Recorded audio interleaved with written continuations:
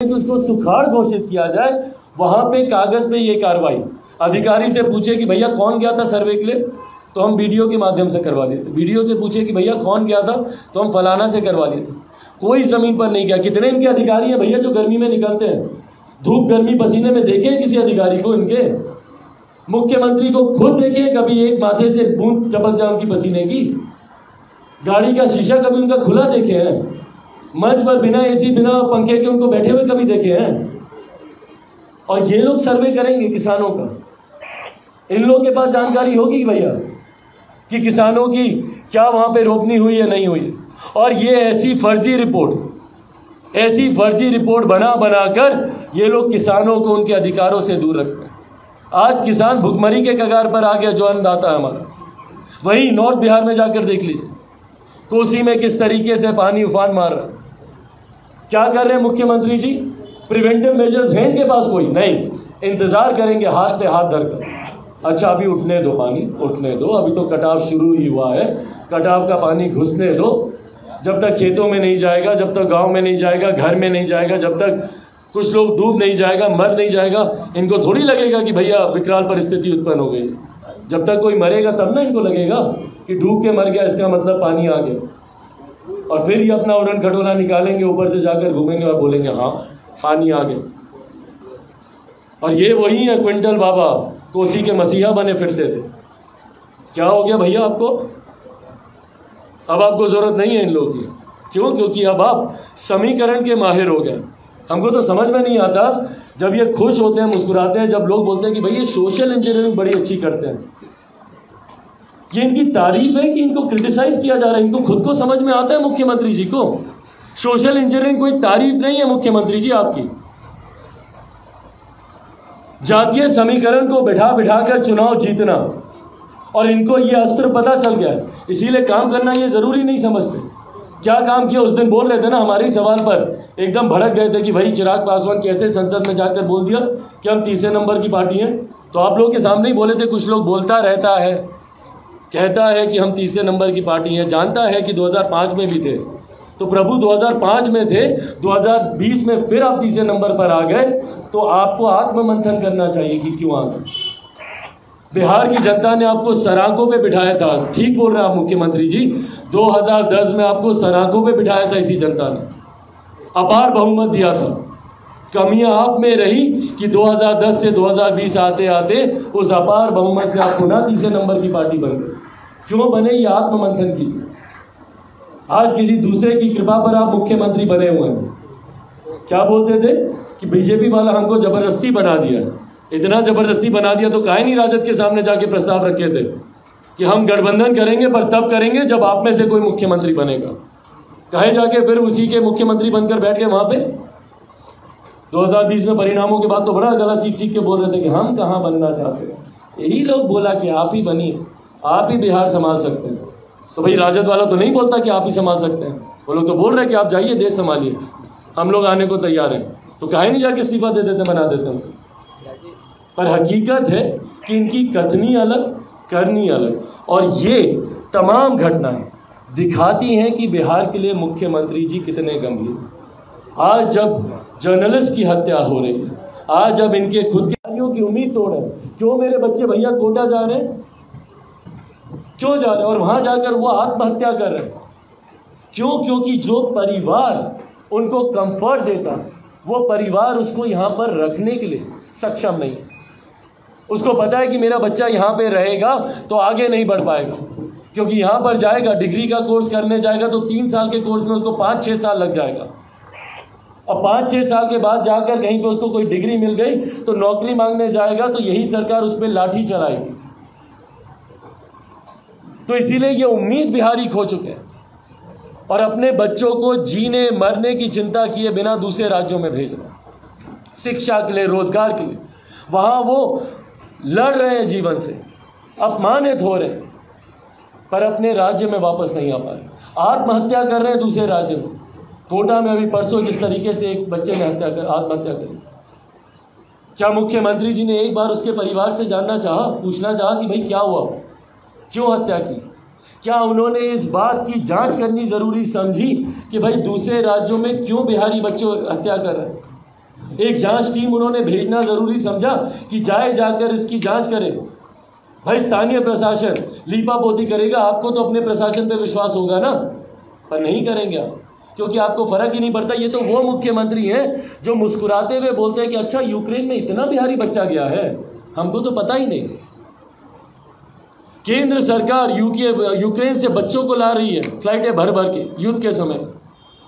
इन्होंने एक बार ये जानना जरूरी नहीं समझा कि जो बच्चे बाहर गए कम से कम उनका डेटा तो हो हमारे पास। जाकर पूछिए बिहार सरकार के पास है कोई डेटा? इनके पास एक आदमी की जानकारी इनके पास नहीं है कि कितने बिहारी बिहार छोड़कर दूसरे प्रदेश में गए। और फिर बोलते थे 2005 में कि हमारा सपना है कि जो पलायन कर कर गए हैं वो वापस अपने प्रदेश में आए। बिहार फर्स्ट बिहारी फर्स्ट बोलता है कि भाई एक प्रवासी मंत्रालय बनना चाहिए, एक मंत्रालय अलग से गठित हो जो सिर्फ और सिर्फ दूसरे प्रदेशों में रह रहे बिहारियों की चिंता करे। भाई सुशांत सिंह राजपूत जैसा इतना बड़ा नाम जिसने बिहारियों की पहचान को कहां से कहां वो लेकर गए, आज तक नहीं समझ में आया कि क्या हुआ और क्या तत्परता दिखाई उस वक्त मुख्यमंत्री जी ने, जब तक उनके पिता ने आकर मांग नहीं की। इन्होंने तो सीबीआई जांच की सिफारिश तक नहीं की। 3 हफ्ते 4 हफ्ते बीतने के बाद इन्होंने सीबीआई जांच की सिफारिश की। क्या तब तक वो तथ्य रहे होंगे? क्या वो सबूत बचे होंगे वहां पर? क्यों नहीं तुरंत इन्होंने अपनी टीम को वहां पर भेजा कि जाइए जाकर जांच कीजिए, एक बिहारी मरा है वहां पर। ये तो इनकी संवेदना है बिहारियों को लेकर। भाई जब अपने बिहार में मर रहे बिहारी भागे भागे जाते हैं ये दूसरे राज्यों में, बेंगलुरु गए थे भागे भागे, अभी इनके घर पे जाके देखिए सूटकेस खुला होगा, पैकिंग चल रही होगी मुंबई जाने की। नहीं अभी तो खैर दिल्ली से वापस आएंगे तब पैकिंग करेंगे, पर मुंबई जाएंगे ये। भागे भागे देश के हर राज्यों में जा रहे हैं अर्जी लेकर। केजरीवाल जी को जन्मदिन की बधाई देने के लिए सबसे ज़्यादा शौक इन्हीं को चढ़ा। उसी दिन जाके पहुंच गए, भले केजरीवाल जी इनसे मिले कि नहीं मिले, पर बधाई देने ये दिल्ली यहाँ से भागे भागे दिल्ली तक गए। पर इनके पास इतनी फुर्सत नहीं है कि भाई समस्तीपुर चले जाए, दरभंगा चले जाए, मुजफ्फरपुर चले जाए। अरवल में माँ बेटी दुष्कर्म का विरोध करते करते जल कर मर गई। बच्ची 5 दिन तक यहीं PMCH में जिंदगी मौत की लड़ाई लड़ती गई। हम गए थे उस बच्ची के पास, बोल नहीं पा रही थी, पर जिन निगाहों से देख रही थी। एक बार मुख्यमंत्री जी ने जरूरी समझा वहां जाना। तो जब मुख्यमंत्री इन चीजों पर भी जब खामोश रहेंगे भाई, जब आपके अधिकारी मर रहे हैं आप खामोश हैं, लोकतंत्र का चौथा स्तंभ के ऊपर जब अटैक आप ही के राज्य में किया जा रहा है और टारगेट किलिंग आप कर रहे हैं, जाति वर्ग के लोगों को चिन्हित कर कर कर इनके प्रदेश में मारा जा रहा है। अनुसूचित समाज के वर्ग के लोगों को देख लीजिए। चौकीदारी के पेशे में जो लोग हैं, चौकीदार को ऐसी जगहों पे गश्त पे भेजा जाता है, निहत्ते उनको भेजा जाता है जहां पर आए दिन उनकी हत्या की जा रही है और मुख्यमंत्री खामोश है, इनको कोई फर्क नहीं पड़ता। इन्होंने एक बार जानना जरूरी नहीं समझा कि भाई चौकीदार को आधी रात में इस ड्यूटी पे क्यों भेजा गया। एक बार इन्होंने पूछताछ करनी जरूरी नहीं समझी और जाकर वो शहीद हो गया, उसके बाद खामोश, इनको कोई फर्क नहीं पड़ता। पासवान समाज के लड़कों की गला रेत कर हत्या की जा रही है। कौन सा ऐसा वर्ग है भैया, कौन सी ऐसी जाति है जिसको यहाँ पे टारगेट नहीं किया जा रहा? पत्रकारिता के समाज के लोगों को अलग टारगेट किया जा रहा है, प्रशासनिक लोगों को अलग टारगेट किया जा रहा है, वंचित वर्ग के लोगों को अलग टारगेट किया जा रहा है, पिछड़ा वर्ग के लोगों को अलग टारगेट किया जा रहा है। और मुख्यमंत्री लगे दिल्ली में जाकर आंख दिखाने में, उनके पास फुर्सत ही नहीं है इन चीजों की। और आज जब बिहार एक तरफ अपराधियों से ग्रस्त, वहीं बार बार हम बोलते हैं कि भाई हम कोई भविष्य वक्ता नहीं, पर यह बात हर बिहारी जानता है कि इन महीनों में बिहार में बाढ़ सुखाड़ आती है। मुख्यमंत्री आज दिल्ली में AC के कमरे में बैठे आराम फरमा रहे हैं और इंतजार कर रहे हैं कि अगर कोई नेता उनको मिलने का समय दे तो भागे भागे जाएंगे मिलने के लिए। पर इनको इस बात की चिंता नहीं है कि आज आधा बिहार बाढ़ से ग्रस्त है और आधा सुखाड़ से ग्रस्त है। क्या कर रहे हैं मुख्यमंत्री उसके लिए? किसान जब तक आत्महत्या नहीं करेगा तो आप उसको उसका उचित मुआवजा नहीं दीजिएगा ना, भले बाढ़ में उसकी फसल गई हो या सुखाड़ में उसकी फसल गई हो। क्या आपने रिव्यू करना जरूरी समझा? कल हम जमुई गए थे, दिशा की बैठक हम वहां पे किए।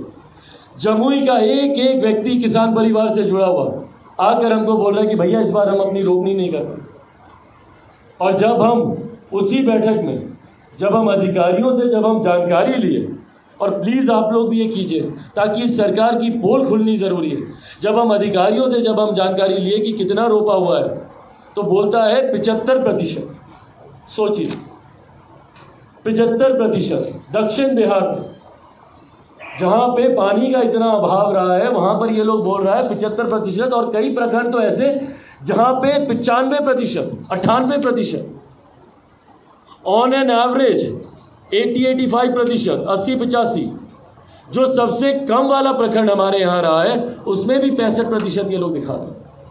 सोचिए, ये लोग बोलते हैं भैया कि लोकतंत्र की हत्या हो रही, लोकतंत्र के स्तंभ को ये लोग सुरक्षित नहीं रख पा रहे, अपने पुलिस के अधिकारियों को सुरक्षित नहीं रख पा रहे। पत्रकार जो लोकतंत्र का चौथा स्तंभ है, पत्रकारों की हत्या हो रही है हमारे राज्य में। जिस तरीके से अररिया में, रानीगंज में, वहाँ पर जिस तरीके से विमल कुमार यादव जी की आज सुबह उनकी गोली मारकर हत्या कर दी गई। आपके राज्य में पत्रकार सुरक्षित नहीं है मुख्यमंत्री जी, आपके राज्य में पुलिस के अधिकारी सुरक्षित नहीं है, तो आम बिहारी तो बहुत दूर की बात है भाई। आम बिहारी ने तो अब आपसे उम्मीद तक छोड़ दी है। जितनी हत्याओं पे अब हम जाते हैं, वहाँ के लोग खुद रोते हैं, खुद अपने आंसू पोंछ लेते हैं। मांग तक उन्होंने रखना छोड़ दिया कि भैया क्या मांग रखेंगे, क्या मिलेगा इस सरकार से हम लोग। उम्मीद बहुत बड़ी चीज़ होती है, और जब आप किसी की उम्मीद तोड़ते हैं, जब आप किसी की आस तोड़ते हैं मुख्यमंत्री जी, तो उसका सब कुछ मिट जाता है। आज अगर बिहारी जीता है तो इस उम्मीद पर जीता है कि चलिए हमने जैसे तैसे अपनी ज़िंदगी बिताई, पर कल को हमारा आने वाला भविष्य तो बेहतर रहे। पर जब आप इस मंत्री जी ने इसके खिलाफ एक शब्द बोलना ज़रूरी समझा, जाना ज़रूरी समझा, परिवार की उचित मदद करना ज़रूरी समझा, गृह मंत्री होने के बावजूद अपने ही विभाग के एक अधिकारी की हत्या पर आज मुख्यमंत्री मौन है।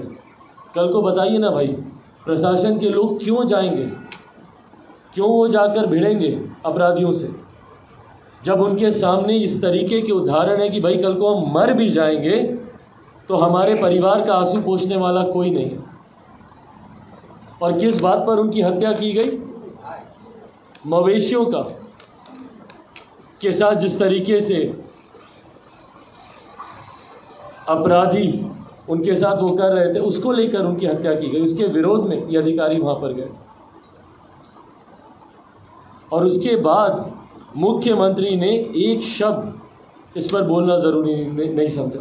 15 अगस्त को जब वो झंडा फहरा रहे थे, शहीदों को याद कर रहे थे और बड़े बड़े ज्ञान की बातें कर रहे थे, और आज जब उन्हीं के राज्य बगल के जिला में समस्तीपुर की घटना, रहने वाले वो अररिया के थे, समस्तीपुर की घटना, और उस पर उन्होंने एक शब्द बोलना ज़रूरी नहीं समझा।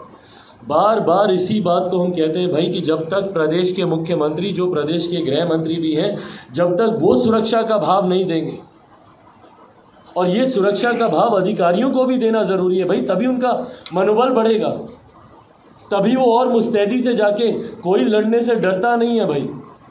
और हमारे बिहार पुलिस के जवानों में इतनी क्षमता है कि वो सीने पे जाकर गोली खाएंगे और डट कर लड़ेंगे और सामना करेंगे, और वो कर भी रहे भाई, कर भी रहे। सामने इतने अपराधी होते हैं, अकेला एक जवान जाकर उनसे भिड़ जाता है, डरता नहीं है वो। पर कम से कम एक सुरक्षा का भाव तो वो चाहता है इस सरकार से कि आज हम आपके लिए लड़ रहे हैं और सर्वोच्च बलिदान देने को तैयार हैं हम आपके लिए, पर हमारे जाने के बाद हमारे परिवार का क्या? कम से कम कोई जाकर उनके आंसू तो पोंछ दे।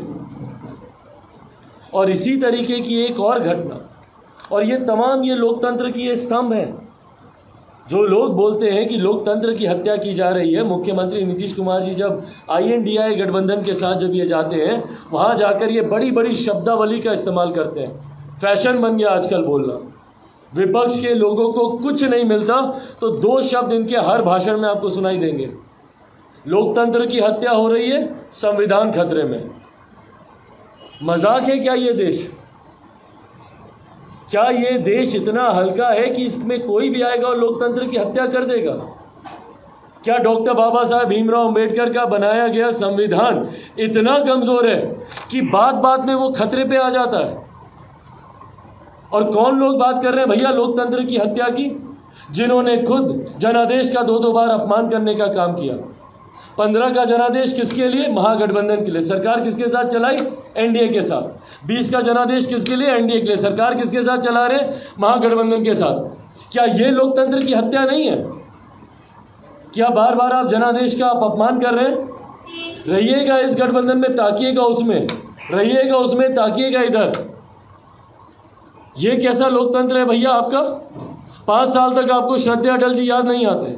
महागठबंधन में जा रहे हैं तो उनको आंख दिखाने के लिए, और दिल्ली तो गए थे ही आंख दिखाने, नहीं मतलब हकीकत में भी आंख दिखाने गए थे।